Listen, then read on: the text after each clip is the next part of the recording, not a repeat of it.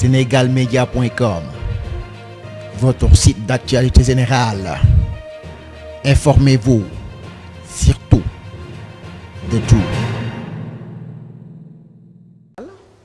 Aleykum salaam Seynabou. alors ñu ngi lay remercier lu ñu recevoir tey sa kër ñu ngi toog fii ci cour bu Yandji bi ngelaw lu neex di ñu ëpp ñu fas yéene nag waxtaan ak yow ci quelques ponks jëmbale ko ci fondation Servir le Sénégal. fondation Servir le Sénégal nga xam ne ñëpp xam nañ ko ci jëf yu baax yu rafet yu muy def jëmbale ko ci dimbale doomu aadama yeeg néew gi doole gi dégg naa yenn saa da ngay dox sax taseeg nit mu di la remercier fekk yow sax fàtte nga la nga defoon dégg naa it am na ay nit yu nekk hôpital dañuy faju ba génn war a fay ñu leen fondation jaaroon na fi loolu nag muy jëf yu rafet du Sénégal yëpp rafetlu waaye itam dégg naa nag jamono yii moom fondation bi dafa am lu ko rax maanaam dafa am ay nit yoo xam ne dañuy mbubbawoo fondation beeg Marème Faye Sall di nax nit ñeek yooyu te fekk ne demewul noonu loolu nu mu demee.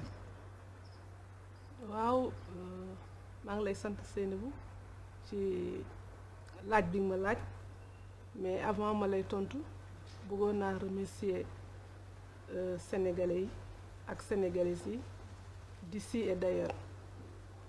C'est vrai que ba fii sama borom kër nekkee président ba léegi musuma wax ak presse sénégalaise dama doon daw lu bari parce que dama doon wax ni moom mooy président man awma pour di wax ak di waxaat mais au bout de 8 ans gis naa ni am na ay leeral yu ma war a indi par rapport ak sama fondation par rapport ak sama doxalin ci sama fondation. C'est vrai que am naa fondation depuis 8 ans fondation bi aussi bu ñu remonté man bëgguma woon am fondation parce que gis naa li ñuy wax ci fondation yi ak problème yi fondation yi di am moo tax mësuma bëgg am fondation. J'ai toujours fait du social dama doon bëgg di continuer sama social sans pour autant mettre en place fondation mais dañuy wax ni mënoo def yenn yi te doo am fondation. Fondation bi nag c'est une fondation un peu atypique parce que fonctionnement bokkul ak fonctionnement fondation yu bari yu première daan voilà parce que dafa am man nu ma ko sentiree ni ma ko sentiree mooy dama jóg ni damay def social damay jóg ni lii xam ni yàlla jagleel na ma ko dama ci profito pour jaamu ci yàlla booy jaamu yàlla nag ci dara doo xaar dara ci nit te du ànd ak bruit yu bari sax yuy feeñ ak yi ñuy feeñal parce que dafa am benn dama mës a santeeg benn femme bu nekk ci benn organisme international mun ma yow kenn xamul looy def sa jëkkër a ngi nekk fii président yaa ngi am fondation mais xamuñu exactement looy def boobaa ba ma waxee loolu ba ma ñëwee ak ñi may liggéeyal man leen de temps en temps yi ñuy def ñu ciy feeñal tuuti mais génnewu ma lépp lu may def ci fondation bi tey bu ñu ko doon xayma ak di ko wax duñ fi jóg parce que loolu damay jàpp ni sama diggante ak sama borom la preuve fondation bi du benn nit c'est vrai que am na vice-président c'est bien structuré mais fondation bi ñi ma ciy yónni ñi may doxal du benn nit kii dama koy yónni lii kii ma yónni ko lale kee ma yónni ko lale parce que bëgguma ñu xam en réalité li may def ci nit ñi lan la ndax sutura parce que am na ñi nga xam ne ci sutura nga mën defanteeg ñoom waaw fan yi aussi ñoo ngi dégg lu bari yu ñuy tuumaal ci fondation bi man dama mës a wax ni fondation bi du bind kenn du gis fu fondation bi bindee demander quoi que ce soit mësuma ko nangu duma ko def lu ma soxla ci fondation bi sama borom kër mi ngi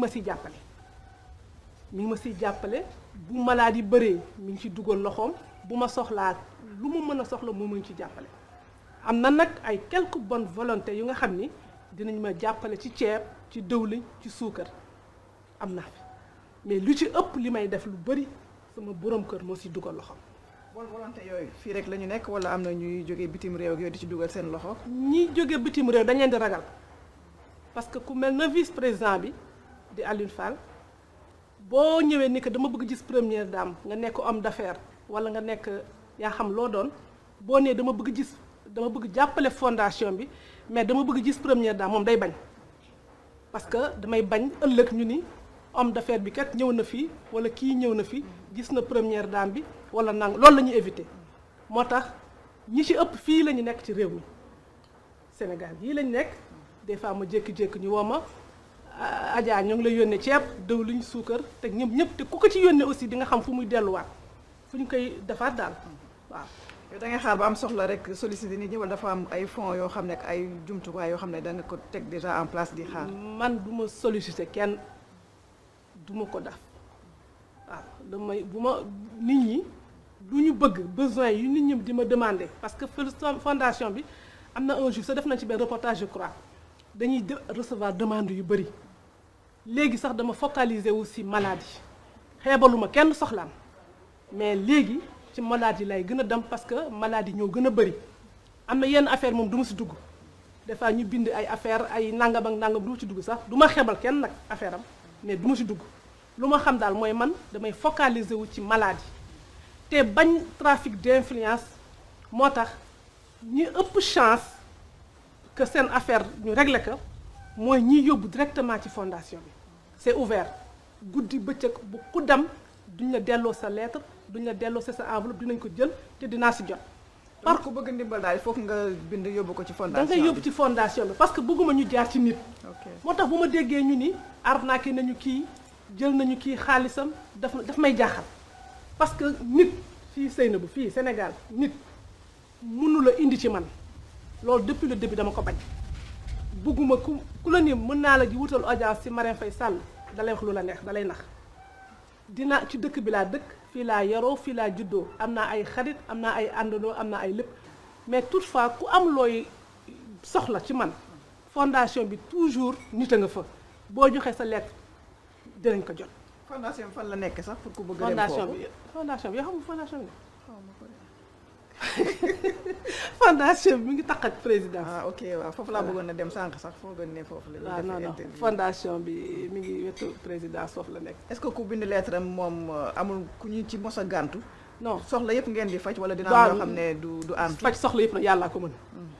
li ñu mën daal li may def maa ngi def sama kettu laay kàttan di jàppale doomu aadama yi seetuma ci kii seetuma ci kala bugguma sax ku ma remercier yàlla xam nag lu may def rek suñu borom si laay jiital.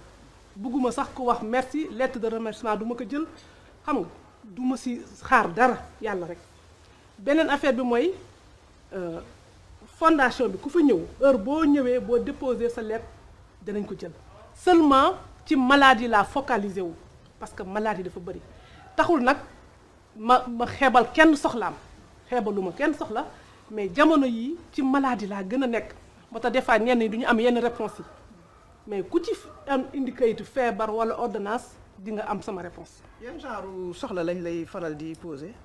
ah loolu seen ay affaire seen ay soxla bopp rek soxla nit ñi soxla doomu aadama yi rek soxla jamono yi. lu nekk lañ lay wax moom. mais soxla doomu aadama yi rek ñoo ne la par exemple man de awma kër fu ma dëkk wala du fas. genre affaire yooyu doo ko toppatoo. kër ak oto yëpp dañ la koy wax. mais comme j'ai dit doo xebal kenn soxlaam ku la wax di nga déglu. di nga loo si mën a apporter réponse nga apporter si mais li may gën a def daal. mooy faj doomu aadama yi. néew gi doole gi ak néew bu doole am na temps aussi ma defan programme Rama. programme bi sama maam laa ko tuddee Rama programme pour les assistances pour les vieilles personnes la ba léegi maa ngi koy def damay commander ay chaises ay affaires yu mag yi di soxla yëpp parce que jàpp naa ni war nañu sunu mag ñi war nañ leen gën a bàyyi xel maa ngi koy def ba léegi nag dama ci boolewul wax rek ak yooyu mais maa ngi koy def ba léegi ay suturlu ay toilettes ba léegi maa ngi koy def ak yeneen daal lu sama xel jàpp daal voilà. waaw madame la première dame yow nag moom siiw nga loolu macha allah ci réseaux sociaux yi am na ay soppe yu bari yoo xam ne dañoo ubbi sax ay compte ci sa tur di la topp di la waxal lu baax di la seddeel ay lu baax waaye itam ci beneen wet gi itam am na tam ñuy tudd ay imposteurs ay compte Facebook ak ay Twitter ak maanaam mut na une centaine yoo xam ne ñu ngi nekk ci réseaux sociaux yi yoo xam ne dañuy mel ni yow la fekk du yow ñuy laaj ay nit ay ndimbal ak ay yeneen mbir yoo xam ne dañ koy wax naka sa dul noonu fekk du yow looy wax ci loolu. li ma siy wax Seynabou mooy kuy dimbale du laaj ndimbal man fondation bi ba mu taxawee ba léegi dafuma kermesse dafuma téléthon dafuma dara lu nga xam ni dafuma dara luy indi xaalis dafuma ko jéemuma def dara luy indi xaalis pour rek bañoon di éviter yu mel nii c'est vrai que ñiy ubbi compte ñu bëri say dafa am bëri na nga ci ay soppe ñi nga xam ne dañuy def rek yàlla moo leen la bëgguloo ñuy def yooyu mais pour éviter loolu yëpp dama wax ni nañ tëj yëpp te yàlla xam na ni compte yi ñuy ubbi yëpp man yëguma ko sax parce que je ne suis pas Facebook je ne suis pas dans ces choses-là vraiment nekkuma si mais comme nit ki moom bu la bëggee bu la soppee nu ku nekk la koy manifester dama leen di remercier mais nag comme dafa am lu ci rax nañu dindi lépp. le temps nga xoolaat nu ngeen di ko du ma xoolaat dara parce que man nekkuma ci woon mosuma si nekk. nit ñee ko doon def rek parce que peut-être bëgg nañ ma jàppale yaakaar nañu bu ñu ko defee dina ma neex mais li muy yàq bëri na aussi parce que ay nit a ngi ci lor ay doomu nit ay jàmbur te du loolu ñu doon moo taxoon mu jóg nañu j'ai demandé à ce que ñu arrêté lépp et puis na ñëpp xam ne man nekkuma ci Facebook binduma Facebook awma compte Facebook du ma tweeter du ma def yooyu yëpp du ma ko def. waaw loolu madame la première étape yooyu mooy xew nag léegi. ah man damaa old fashion nekkuma si loolu. actuel loolu nag. non je suis pas vraiment dans ça. voilà je suis pas ba léegi yaa ngi naan ñu gaaw balaa Macky di ñëw daf lay perturber. par exemple nu mu lay perturber nag. non daf may perturber nag. ci naka. je réponds pas à la provocation. nañu eggale non boobu la yaa ngi taxaw ñu gaaw balaa Macky di ñëw non parce que Macky bu taxawee tamit. daf may perturber rek day xool lu may wax ak yooyu moo tax.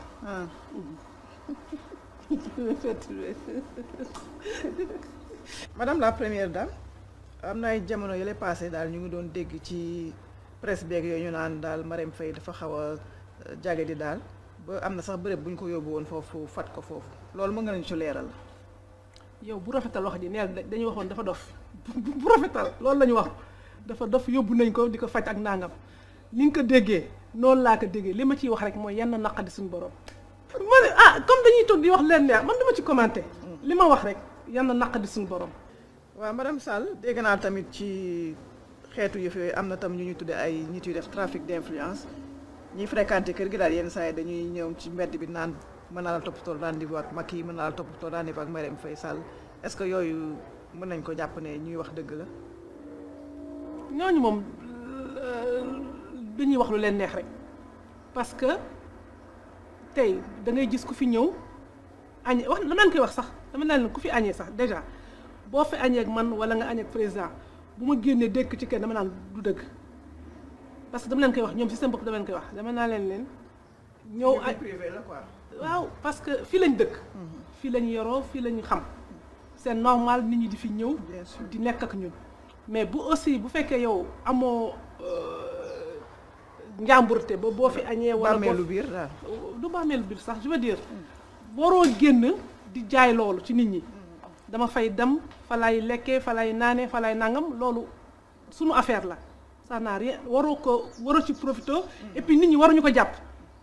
nit ñi waruñu jàpp loolu boo añee ak président boo añee ak première dame loolu et alors de façon kenn si ñoom kenn nit mënu la indi ci man mënu la wutal audience ci man parce que nanguluma ko kenn nanguluma nee naa la même au niveau de la fondation ku fay liggéeyee ku ñu jël papier jox la pour nga dugal ko bu ma ko yëgee dama koy dindi pour bañ rek nit ñi di def trafic d'influence man damay dem ci nit ñi damay dem ci kër mën naa fa añee mën naa fa reere mën naa fa toog xam nga mais du tere ça n'a rien à voir ak l'état wala yeneen wala leneen ku la wax ni aussi mën naa la wax première dame jox ma xaalis ma yóbbu la fële ñaa wutal ay passeport diplomatique man nekkuma si loolu kuñ ko wax aussi dañ lay nax wutaluma kenn passeport diplomatique des fois dinaa romb nit mun ma madame dama feebar waxal président mu dimbali ma ci passeport moo dem ma mun naa ko soumettre président mais ku la wax ni mën naa la wax première dame mu wutal la passeport mun naa la waxal première dame mu def lii wala mu def lee dañuy wax lu leen neex.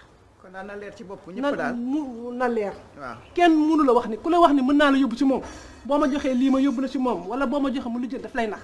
parce que amuma duma ko séquma ak kenn ku la wax aussi dama kaay ma jox la sa dossier nga joxal ma ko première dame mun la naa la ko joxal première dame kenn du ma jox dossier kenn du ñëw si ma ni ma dossier bii nit moo la ko jox du ma ko nangul kenn ku am sa dossier yóbbu ko ci fondation bu ma amee chance ma sant yow nga jox ma ko mais bul yóbbu. ndax yow ci mbedd bi jox la ko da nga ko jël. dama koy gis c'est que déggoo ma ne la même avant Covid bi dama daan jël note yi di taxaw parce que nee naa leen du ma xebal kenn soxla. waaw dégg naa yenn saa ñu ne Marième Faye de seet nañ ko fële ca marché Kermel muy dox moom kenn wala côté Sandaga ak yooyu noonu.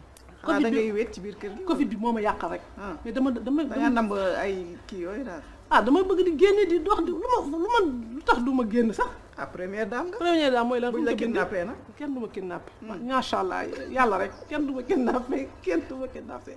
damay bëgg di dem ci nit ñi en fait damay bëgg di dox sama soxla di dox sama yitte di dem ci marché yi di jëndal sama bopp parce que bëgguma nit naan maa koy jëndal nit wala ñu naan maa koy wutal wala lépp maa koy defal sama bopp. booy génn da ngay tàggoo wala da ngay jékki-jékki rek. damay génn man bëgguma ko ñu may xaar. loolu wóor na. wóor na kañ. wóor na. kon booy génne sa président du la yëg. sama borom kër yow doo tàggu sa borom kër yow booy génn booy génn doo tàggoo. dinaa tàggoo man damay tàggoo kay. du tàggoo. dina la bàyyi ngay dox yow kenn ci mbedd bi noonu. mais man yéenay jàpp ni ay première dame ak loolu man lu may jàpp mooy nit kuy dox doxam. mais loolu wóorul tamit. ñu sant yàlla rek depuis boobu yàlla ñuy suturaal yal na yàlla yàgg di suturaal rek. ñaan yàlla mu ñu suturaal dañuy ñëw xam nga ñëpp yemuñu tamit. loolu aussi am na c'est vrai que avant dama doon génn bu ma génnee nit ñi ñëw jox ma ay këyit léegi mënatuma jël këyit ndax mbas bi mënatuma ko def. da wàññi nga sax sa génn. waaw damay wàññi génn parce que ñun ñoo mën a war a joxe exemple. mais da ngay affaire. tëju bi dafa metti da ngay namb yenn saa yi nga tàmmoon avant yooyu di génn di jël air wala genre affaire. question génn air damay bëgg di def comme yow ni ngay def boo xëyee bu xam ne da ngay liggéey man liggéey ma boo xëyee dangay dem si nit ñi dem ci marché yi. li jënd sama bopp li jënd sama kër. maa ngi yow yemuñu nag. ndax la. man personne anonyme laa rek presque man fu ma génne du ñu ne ma nga ne la topp ma voilà. man daal. j'essaie de mener une vie normale. dama ko wax depuis le début maa ngi koy wax damay essayer c'est vrai que mon mari est président de la République loolu yëpp dëgg la alhamdulilah rabbil alamin mais man personnellement j'essaie de mener une vie normale di dox li ma war a dox di dem fi ma war a dem di dem ci xew yi di dem ci tuur yi di dem ci nit ñi. kon léegi su ma amoon xew bu ma la invité di nga ñëw. waaw ndax du ma buñ ko seqee. ma ñëwal la kay. baax na. buñ ko seqee kañ ma ñëw si sax aw ma problème yooyu aw ma problème mu dem ci nit ñi. et puis bëggum aussi di dem ci nit ñi di plomber atmosphère bi moo tax bu ma demee damay déconner damay def créer ambiance parce que bëgguma justement nga dem fenn nit ñi bu géndee non bëgguma loolu may bëgg ñëpp nekk à l'aise parce que fii àddina la daal te loo gis aussi ci mu nettali lay mujjee kon dañ koy rafetal daal moo tax du ma jéem a bu ma demee fenn je me la joue pas damay nekk ci nit ñi jaxasoo nit ñi du question wàccee sa bopp sax parce que nit ñi dañuy foog ne yaa ko da ngay def dara alors que c'est moi c'est ma personne non sama nature la daf créer ambiance kaf ak nit ñi réew ak nit ñi nekk ak nit ñi jàmm après nga du tere daraja bi la yàlla jox booy dem nga du tax mu wàññi ci dara voilà doo gêner nit ñi doo créer atmosphère bu nga xam ne ku nekk danaan kii su booxul ma la nit ñi di la rëbb ak yooyu non non. léegi balaa ñuy tëj moom mbas mi moom ak fu mu tolluwaat ci jamono yi moom ban appel ngay lancé au Sénégalais. xanaa bas mi daal ñaan yàlla rek yàlla tegg ñu ko ci jàmm ak salaam ñu delluwaat ci suñuy activité parce que lu yéeme la lu jaaxal doomu aadama yi la di ci ñaan rek et puis di wax kilifa diine yeeg aada yeeg ñépp ku nekk ci fa nga nekk nga ñaan ci yàlla rek yàlla tegg ñu ko ci jàmm ak salaam ñu génn ci jàmm ak salaam yépp nit ñi delluwaat ci li ñu nekkoon bon daal lay wax ci mbas bi. balaa ñuy commencé sax maa la dégg ngay naan fataay fu mu toll pour ñun la dañuy defal ay njogonal waaw.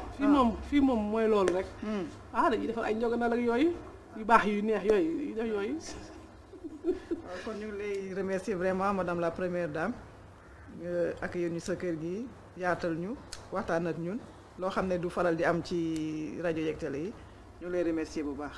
waaw maa ngi lay fay di la Seynabou ci yow tam si ñëw bi.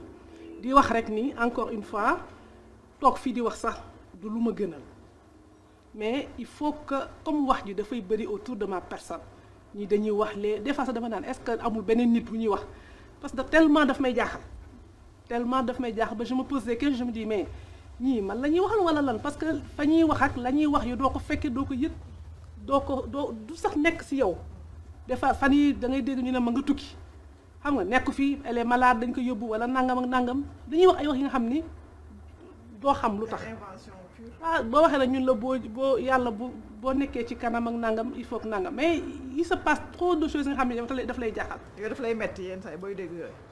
ah dina xam nga man heureusement sax li ma sante yàlla sax comme du may lire te des fois ñi la koy wax dañ la koy cofal rek. dañuy wax exactement lii la parce que man je me refuse di nekk di lire ci yenn affaires yi ay vidéo yi di xool du ma ko def. ñun ñoo ngi sant yàlla di gërëm suñu borom di def di ñaan yàlla mu jox ñu kattan ak mën-mën li ñu ñu nekk ci jàmm ak salaam di ñaan surtout yàlla man sama problème li nit ñi def problème man defuma ko problème man lu may ñaan mooy yàlla bu ma sama borom jéppi yàlla bu ma dummooy yàlla bu ma jéppi te lépp lu ma war a def rek ma def ko ci dëgg daal. beneen affaire bi aussi bi nga xam ne moom maa ngi koy wax sénégalais bu leen nangu kenn di leen nax si man ma dajeek yow nga jox ma sa yëf sa këyit wala nga wax ak man moo gën a yomb nit ni la dinaa ko gis suba wala dinaa dem ci këram parce que man tëjuwuma damay dem ci nit ñi damay sol sama dàll damay seeti samay xarit damay dem sama kër ay xarit damay invité sama kër nit ñi dañuy ñëw sama kër lu ma leen waxulul sama bopp man mii wala damu leen ci fondation bi ngeen jël seen këyit yóbbu ko ci fondation bi leneen lu leen nit di wax da leen di nax duma ko nangul kenn duma ko nangul kenn voilà loolu laa doon wax et puis di baalu àq bu fekkee kàddu yi dëgër na wala melul nu mu war a mel di baalu àq di sant ñëpp di gërëm ñëpp merci beaucoup. Merci encore.